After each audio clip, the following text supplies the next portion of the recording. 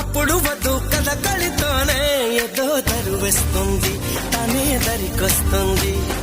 పదరా ఆ పదరా అని మెలికేస్తుంటే, పదరా ఓ పొదకే అని సై అన్నట్టే, పదరా ఆ పదరా అని మెలికేస్తుంటే, పదరా ఓ పొదకే అని సై అన్నట్టే.